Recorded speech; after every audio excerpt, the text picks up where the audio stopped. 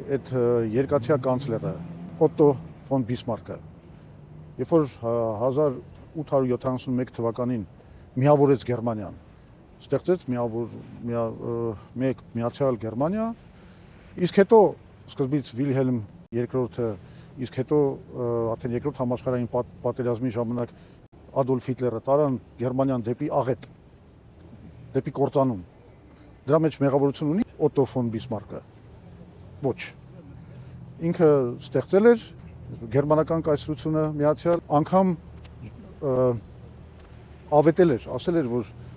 ամեն ինչ պետք է անեք, որ հանգարցակի Ռուսաստանը, Ֆրանսիան եւ Անգլիան չմիավորվեն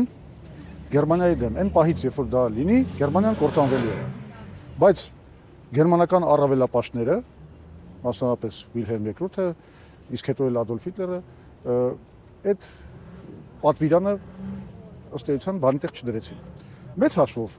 կատարվել է նույն բանը հայոց այս Ղարաբաղյան շարժման ընթացքում, որովհետև մենք հասել ենք հաղթանակի,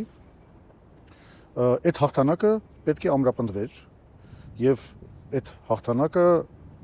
դրված էր սեղանին բանակցությունների այդ հաղթանակի ամրապնդումը, մեզ ընդհանրապես պետք էր համաձայնվել Մինսկի խմբի համանախագահության կողմից առաջարկվող այն կարգավորմանը, որին անգամ Ադրբեջանն էր համաձայնվել արդեն, եւ որով մենք ընդհանրապես պետք է մի քանի շրջան Ղարաբաղից դուրս, որոնք երբեք չեն եղել հայկական, եթե չանցնենք Տիգրան Մեծի ժամանակները, հետ վերադարձնել, դրանք եղել են ադրբեջանաբնակ շրջաններ եւ պահպանել